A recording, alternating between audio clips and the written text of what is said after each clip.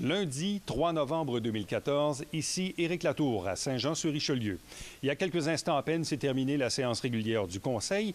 Parmi les sujets qui ont été abordés au cours de cette soirée, deux notamment, c'est-à-dire le remboursement du déficit opérationnel du Festival de Montgolfière de Saint-Jean-sur-Richelieu. On parle d'une facture de plus de 500 000 $. Disons que la dernière édition a été problématique en raison de la météo, mais également une intervention de l'ex-conseiller municipal Alain Laplante qui a suscité une colère chez le maire Michel Fecteau.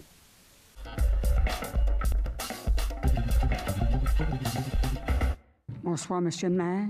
Je suis Claudette Bessette du 176 Chemin des Patriotes Est à Saint-Jean-sur-Richelieu, secteur Saint-Ananas.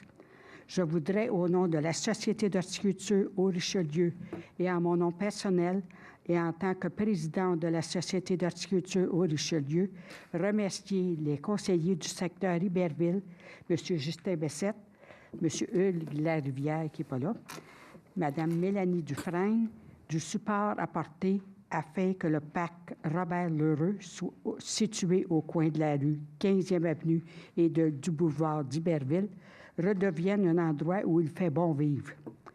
Nous avons planté cet été 58 pivoines de collection pour le 25e anniversaire de la Société d'horticulture du Haut-Richelieu.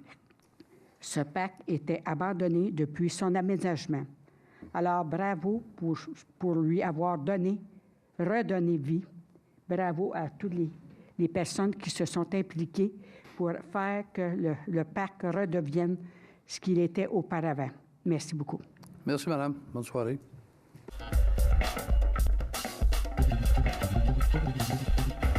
Bonsoir, M. Fecteau, Mesdames les conseillères, Messieurs les conseillers. Bonsoir, Alain Laplante, 66 rue de Musset à Saint-Jean-sur-Richelieu. Monsieur Fecteau, ça fait quelques réunions que je viens vous questionner à propos de l'entente hors cours que vous avez signée avec les entreprises qui sont accusées de collusion par l'UPAC. Puis je réécoutais vos réponses, puis mes questions semblent vous exaspérer. Monsieur le maire, est-ce que vous êtes déjà tanné de parler de lutte à la collusion et lutte à la corruption? Pas du tout.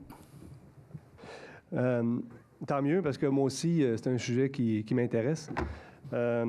Afin de justifier votre entente avec les entreprises accusées, où les contribuables récupèrent finalement des miettes et les entreprises accusées s'immunisent de toute autre poursuite provenant de la municipalité, vous avez dit que la Ville serait faite supposément flouée. Vous avez insisté pour dire que le trop payé était une supposition. Vous avez aussi dit que les chances qu'un procès permette aux contribuables de récupérer plus d'argent étaient minces. Donc, ma question, M. le maire, si le trop payé de 3,6 millions évalué par les experts de la Ville était seulement une supposition et que les probabilités de récupérer les sommes étaient minces, pourquoi la Ville a-t-elle entrepris une poursuite? Bien, pour une simple raison, quand la Ville a entrepris une poursuite, je n'étais pas présent. Il y a des gens ici autour de la table qui pourraient peut-être vous répondre là-dessus. Je ne peux pas répondre quand je ne suis pas présent, mais je demeure encore convaincu, et pour la 4e fois, je vais vous répondre que la décision que probablement pas juste le maire a prise, c'est une décision qui a été entérinée par le Conseil à 9 contre 3. OK? Alors, à partir de ce moment-là, je demeure encore convaincu, fondamentalement convaincu, que la décision qu'on a prise, on l'a prise dans l'intérêt des citoyens. Quand vous posez votre question, à chaque fois que vous me la posez, quand vous dites supposition, c'est pas tout à fait le mot que j'ai utilisé. J'ai dit que la Ville avait demandé à des experts. Okay, j'ai réécouté le tape tantôt, M. le maire, c'est le mot supposition. Le mot supposition, c'est le mot que vous avez utilisé. J'ai utilisé supposition, regardez la langue française, on ne fera pas le débat de la langue française ce soir, là.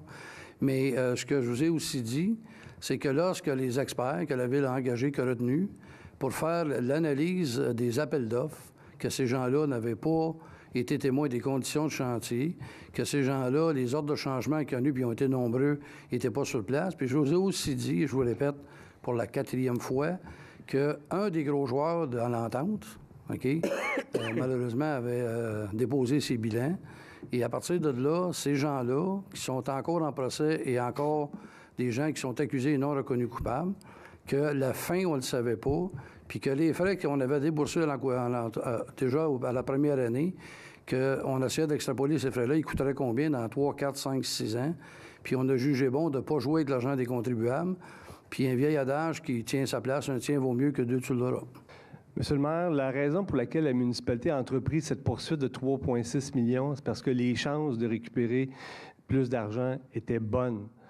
Et puis c'est évident, monsieur le maire, que quand on s'en va en procès, puis on dit au juge, « Regardez, monsieur le juge, je poursuis mon voisin pour vol, mais je suis pas certain s'il m'a volé. » C'est sûr que les chances de gagner ce procès-là sont minces, là. Ça prend des convictions, monsieur le maire. Puis ça fait 1 an que vous êtes en poste, là, au mois de novembre. Est-ce que la lutte à la collusion et la corruption, c'est toujours important pour vous? C'est pas important, c'est primordial. Depuis votre arrivée, qu'est-ce qui a changé dans les façons de faire de la municipalité au niveau afin de lutter, prévenir la collusion et la corruption? Bien, il y a pas mal d'affaires, M. Laplante, qui ont changé, premièrement, dans la façon de rédiger nos appels d'offres, la façon de les contrôler. On a tellement resserré les guides, qu'on est en train de se créer un problème, qui est le suivant. C'est que ici, pas juste ici pour la ville, mais de certaines corporations ici dans la ville, il y a des gens qui ne veulent plus soumissionner. On les a assez resserrés. Puis l'AMF va nous aider encore une fois parce qu'ils ont parti de 10 millions, ça va tomber à 5 millions, puis peut-être un peu plus bas. Donc, à partir de ce moment-là, je pense que la ville a posé des gestes assez concrets. Je prends témoin les prix sur le bitume, des prix sur des achats qu'on a faits, que les prix ont baissé significativement. Donc, il y a dû avoir des gens, à un moment donné, quelque part, qui se sont ajustés. Tant mieux. Mais dans le moment, là, dans la dernière année qu'on vient de passer, je peux vous dire que les mesures qui sont en place ont porté fruit.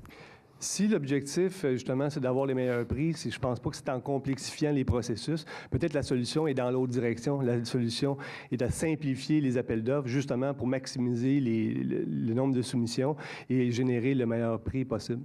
En fait, il ne faut pas simplifier les appels d'offres parce que je vais vous dire que dans nos appels d'offres, plus nos appels d'offres vont être pointus, plus nos gens vont travailler de façon pointue, moins qu'on va avoir d'ordre de changement lorsque les contrats vont être octroyés. Madame, M. Fecteau, à la dernière réunion, vous m'avez dit... M. Laplante, peut-être à la deuxième période, parce que votre temps est écoulé. Merci. Je reviendrai. Merci. Ça fait plaisir.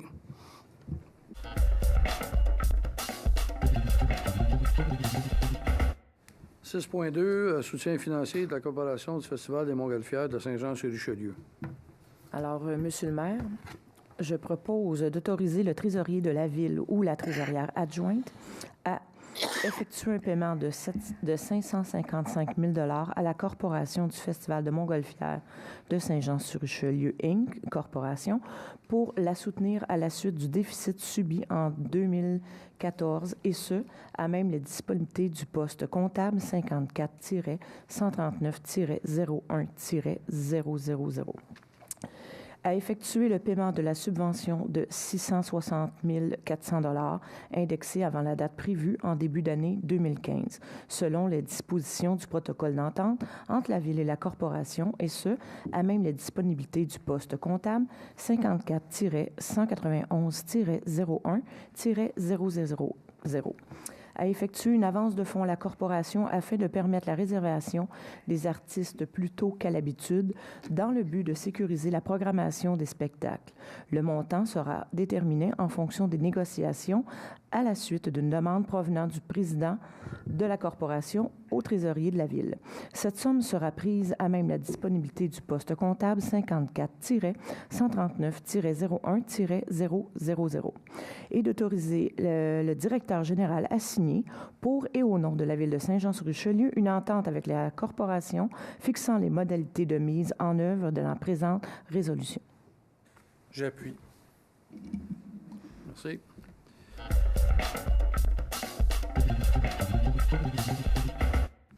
M. Fecteau, on parle bien du projet de 2M Ressources ici? Je propose, M. le maire. Oui. Oui. Ma question, c'est quoi le préjudice à 2M Ressources si la dérogation, c'est de permettre la construction de 2 mégadômes 2 mètres plus haut que la norme du règlement? Qualité de vie des citoyens, que le verre ne traîne plus à l'extérieur en attendant que la deuxième chaîne de montage soit installée. J'ai remarqué que c'est un dossier qui traîne depuis de nombreuses années, que finalement on est venu à bout de régler. Les citoyens n'auront plus de vitres qui vont traîner dans les rues, sur le parterre, que les corneilles vont transporter, etc. Et voilà. Monsieur le maire, si le... Non, mais je vais donner la raison. Là. Non, je veux savoir, Vous vous êtes d'accord n'avez ou pas pas répondu à ma d'accord, réponse, à la question. Si 2M Ressources, si vous n'accordez pas cette dérogation, c'est quoi le préjudice à 2M Ressources? Préjudice aux citoyens qui entourent. Monsieur le maire, vous n'avez pas compris c'est quoi une dérogation mineure? Monsieur Laplante, OK, là, je vais vous dire quelque chose, là. Moi, j'ai des citoyens qui sont promenés pendant 1 an dans mon bureau. Si vous, les citoyens, ça vous intéresse pas, moi, ça m'intéresse. OK? Monsieur le maire, les Laissez-moi citoyens terminer, s'il vous plaît, m'intéressent. c'est là. moi qui en parle. Arrêtez de dire n'importe quoi, là. Allez vous asseoir, puis je ne veux plus vous entendre la balance de soirée. Excusez, monsieur le Allez maire, vous là, asseoir. vous m'insultez, vous me Je ne veux dites plus que- vous entendre la balance de soirée. Si Monsieur vous le n'avez maire. pas de respect, monsieur Laplante, je n'ai pas d'affaires, je n'ai pas de temps à perdre. Monsieur le maire, vous dites que les citoyens Allez vous n'intéressent pas. asseoir. C'est complètement faux. Si c'est là. le même, allez vous asseoir, je ne veux plus vous entendre la soirée. Monsieur le maire, pourquoi... Sinon, vous allez prendre le bord là. Monsieur, j'ai des... Allez vous asseoir, ça presse. j'ai des questions, monsieur le maire. Vous n'allez pas... Si vous décidez d'être impoli, là, de ne sais pas ce qu'on parle, là, je m'excuse, monsieur Laplante, mais à un moment donné, là, on n'a pas élevé les chiens en même temps. OK? Excusez-moi, monsieur Laplante, là. À un moment donné, j'ai de la patience, mais j'ai de la patience, ça fait déjà 12 mois. J'ai pas mal de patience. Si vous, OK? si vous me permettez. Il y a des règlements, puis attendez de les respecter, monsieur Laplante. Si vous me permettez, Monsieur le maire, Oui. le dossier de 2M Ressources, vous savez que c'est un dossier que j'ai mis beaucoup d'énergie avec les citoyens. C'est un dossier qui est dur d'environ 4 ans. On avait d'ailleurs une poursuite devant les tribunaux avec 2M Ressources. Pourquoi faire, on appelle ça mégadome, ça s'appelle de même. C'est pas parce que c'est quelque chose de monstrueux qui fait 30 étages. C'est temporaire. C'est bien marqué que la présente dérogation mineure soit valable jusqu'à l'expiration du bail précité. On a donc conclu un bail dans un protocole avec 2M Ressources pour une période de 2 ans. Qu'est-ce que ça a comme conséquence? On oblige 2M Ressources à prendre le verre non traité, ces grosses montagnes de verre qui font façade sur la rue Normandie, et à les entreposer tant qu'ils ne sont pas traités. Donc, ça prend une structure en conséquence, et 2M est obligé de demander une dérogation pour répondre à nos exigences, pour répondre à la satisfaction des citoyens. C'est ce qu'on a expliqué. Puis, donc, on met ça en arrière, et c'est complètement à l'ouest du site de 2M Ressources. Les conséquences, il n'y a plus aucun camion qui va passer sur la rue Normandie pour aller faire du chargement ou du déchargement de verre. Il va y avoir une sortie temporaire dans un bail qui est loué à 2M Ressources, donc il va sortir sur industriel. Il y a aussi un écran végétal qui est là de 30 mètres entre les mégadomes et l'ouest, donc le boulevard Normandie, donc il ne sera pas visible pour les citoyens. Donc, c'est à la satisfaction des citoyens. Et croyez-moi, je suis en public et j'ai parlé aux gens qui sont concernés, aux gens qui étaient les initiateurs des pétitions, des démarches, et c'est à leur satisfaction. Ils ont lu le protocole, je l'ai lu avec eux. C'est une démarche vraiment entre un conseil municipal et ses citoyens, et les gens sont satisfaits de cette entente et de cette démarche. Bravo. Mais j'aurais une question. Parce que ça ne respecte pas le règlement par rapport... Il y a 50 de la façade principale là, qui... fait que 50 de la façade ne respecte pas le règlement. C'est une dérogation mineure qui est valable jusqu'à l'expiration du bail de 2 ans. C'est pour ça, donc, on ne demande pas quelque chose de permanent pour l'instant. Donc, c'est temporaire. Puis, comme je vous dis, c'est pour pouvoir enlever le verre qui attire les corneilles, qui les transporte, les corneilles qui transportent le verre un petit peu partout. Ça nous permet de régler vraiment une problématique majeure qu'on a avec cette entreprise depuis plusieurs années, et c'est à la satisfaction des citoyens. Et j'aurais une demande, Monsieur le maire, à vous faire. C'est qu'il y a une personne ici présentement que quand je viens poser des questions, à toutes les fois que je pose une question, où je retourne à ma place à me c'est comme du harcèlement, là, elle me dit des bêtises. Alors, j'aimerais ça que cette personne-là soit avisée. Je veux dire, on a le droit de venir poser des questions. On a le droit, mais je ne vois pas pourquoi que je me ferais harceler. Non, ça, je suis d'accord avec vous, puis il ne faut pas avoir peur de dire. Alors, juste pour répondre à la marge, parce que votre question était pondérée, on vous l'a dit, ce que j'essaie d'expliquer à votre prédécesseur, là, OK? À partir de là, c'est un dossier que ça fait... Merci de l'explication. On a une dérogation. Puis pour une fois, parce que souvent, vous nous dites qu'il fallait qu'on prenne soin des citoyens puis qu'on règle des cas, bien, pour une fois, on devrait se réjouir, c'est ça qu'on a fait. Bon, c'est bien, je vous remercie. Merci, madame.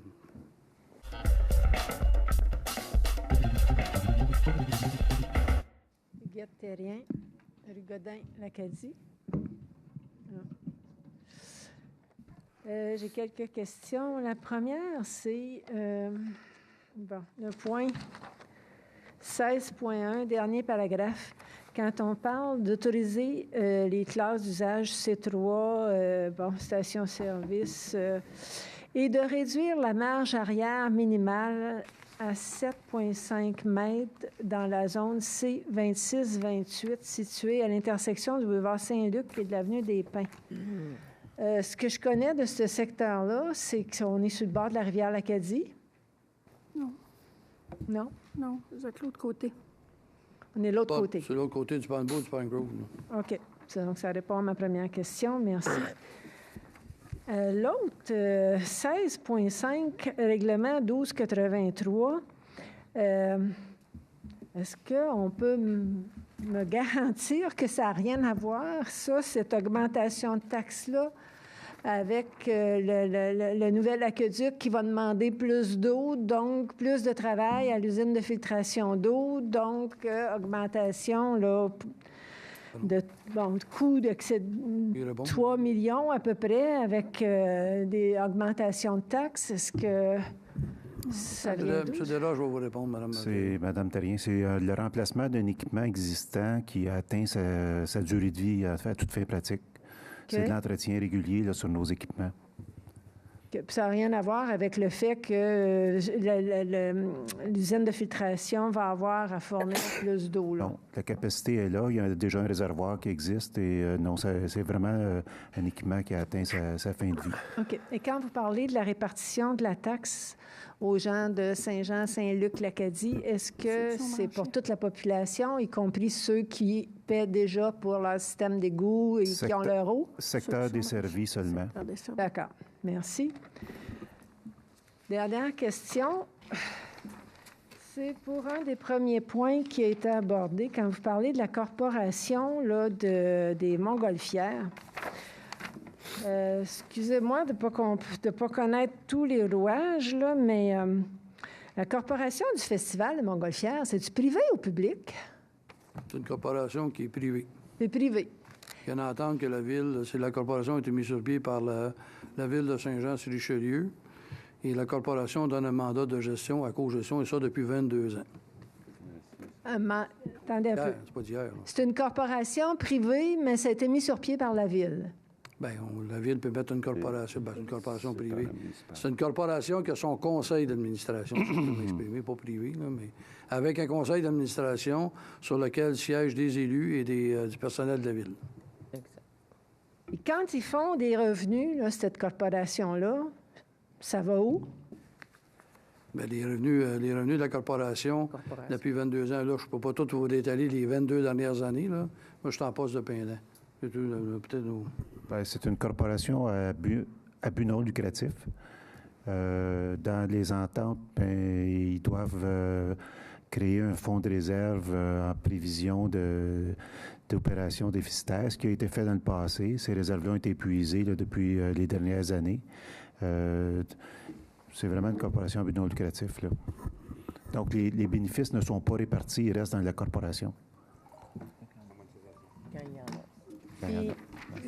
Les bénéfices restent à la corporation qui fait un fonds de réserve et qui, depuis plusieurs années, est déficitaire, donc a vidé le fonds de réserve. Non, pas depuis plusieurs années. Dans les 3 dernières années, il y a eu des problèmes au niveau des opérations financières. Ces réserves-là ont été utilisées pour combler les déficits des années passées. En tout cas, vous m'excuserez, là, mais moi, je réagis beaucoup comme citoyenne et payeur de taxes là, à payer à quelque part 550 000 $ pour aller éponger un déficit de la corporation du Festival de Montgolfières. Ça se passe au niveau des loisirs. C'est pas un bien essentiel. Et puis, quand je reçois mon compte de taxes, là, je le trouve suffisamment élevé. Vraiment, je me passerais de payer les déficits de la corporation des Montgolfières de Saint-Jean. Merci. C'est votre opinion. Oui, et je la respecte, puis j'aimerais ça que vous en teniez compte aussi, parce que je suis une payeuse de taxes. On n'a pas dit qu'on en donne compte, Mme Terrien. J'ai dit que c'est votre opinion. Merci.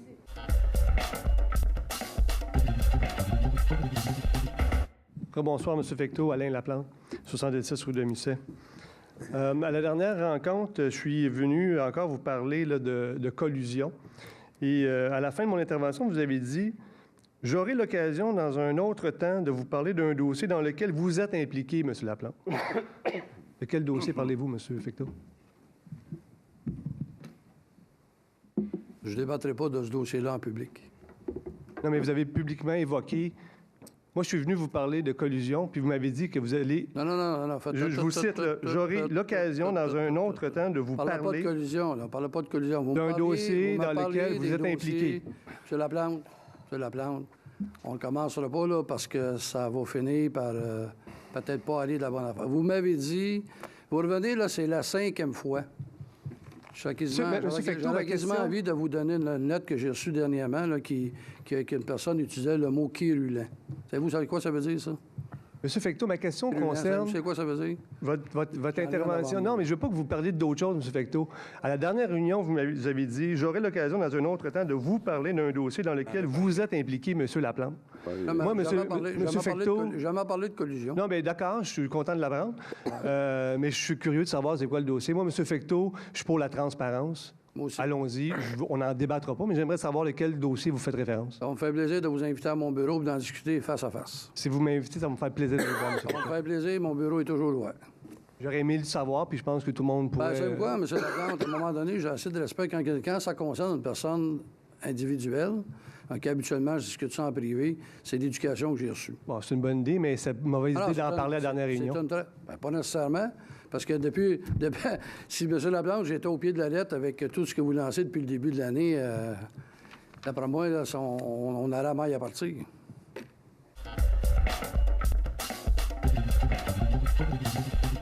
Point, juste pour revenir peut-être là, sur certains dossiers qui ont été traités.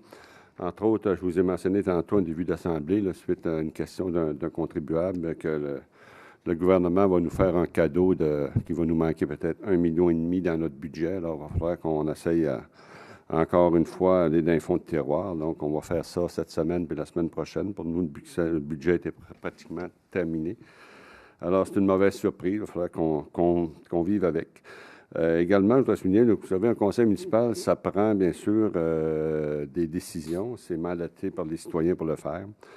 Et ça doit s'ajuster, comme je le disais, à son environnement. Bon, ce soir, par exemple, on avait un problème, une problématique au niveau de la construction dans le parc Iberville, en ce sens que le sol est pas assez solide, il a pas assez de portance. Donc, ce qu'on a fait, c'est que pour que le parc industriel d'Iberville ne soit pas désert. Donc, on a mis en place un crédit de taxe pour pallier un peu aux travaux supplémentaires que doivent faire les entreprises, c'est-à-dire pieuter, pour que le parc industriel d'Iberville puisse se développer comme prévu. Donc, c'est des coûts qu'on doit investir supplémentaires. Ensuite, concernant le festival de Montgolfière, c'est vrai que le festival de Montgolfière a connu quelques mauvaises années. Si on regarde sur les 30 dernières années, le Festival de Montgolfière a connu 3 mauvaises années, puis c'est 3 dernières.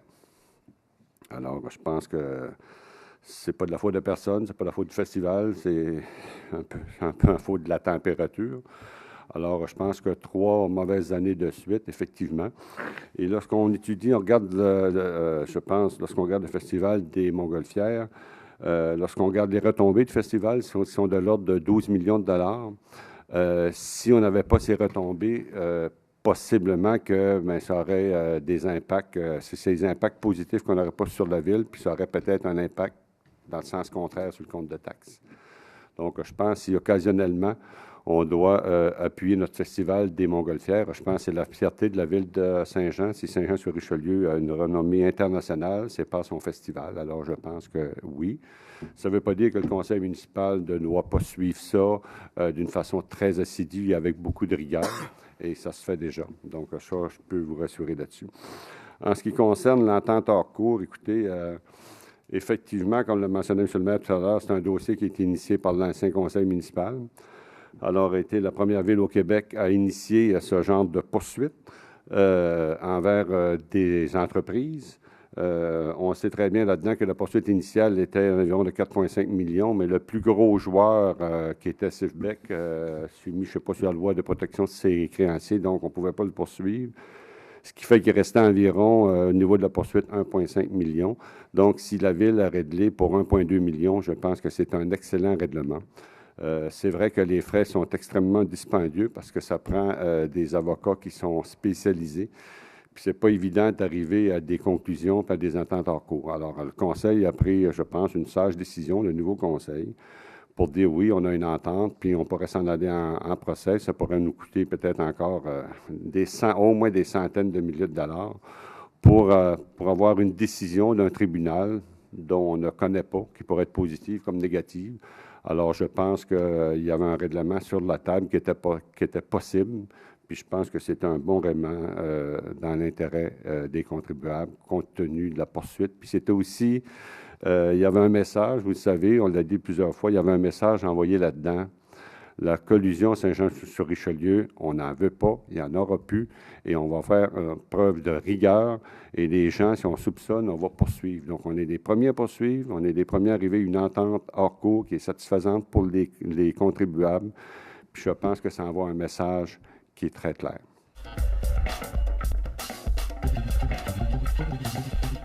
Oui, je voulais juste dire par rapport aux citoyens et à tous ceux qui passent sur le Grand Bernier.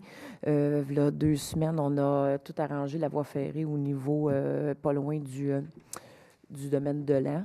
Alors, je sais que c'est vraiment mal fait. Là. Il y a même une pancarte qui est indiquée en ce moment là, pour ralentir parce que c'est chaotique. Mais juste que le MTQ est au courant, il devrait y arranger le tout.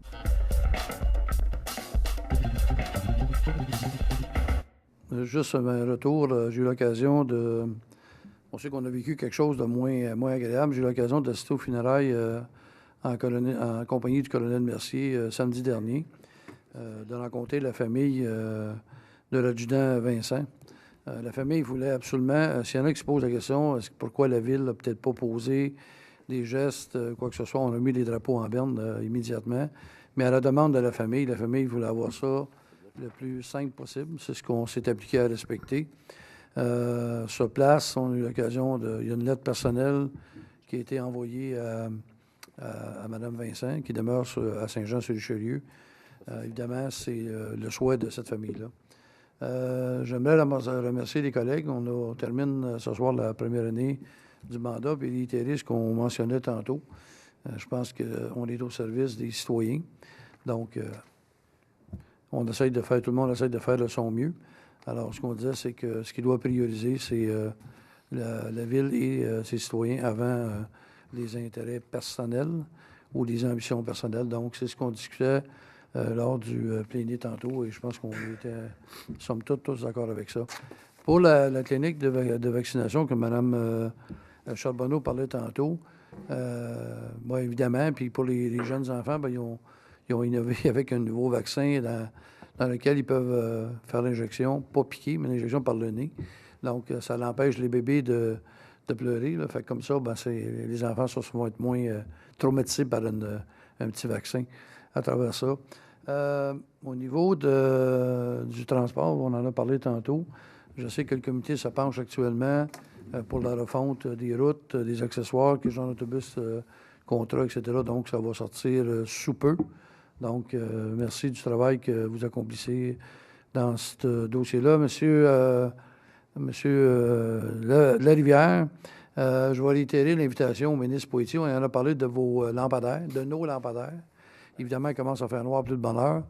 Toujours dangereux au niveau du pont Marchand, au-dessus de la rivière, de la glace noire. Donc, il y a eu effectivement des malheureux incidents. Donc, on va réitérer ça. Et en même temps, au niveau de la sortie Conrad-Gosselin, on va s'assurer que quelqu'un visualise le tout là, pour s'assurer qu'il n'y a pas personne qui ait un malencontreux accident.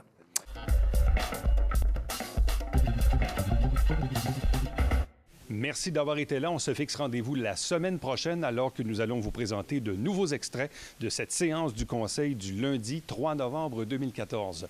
Ici Éric Latour à l'Hôtel de Ville de Saint-Jean-sur-Richelieu. On vous souhaite une bonne journée ou encore une bonne soirée.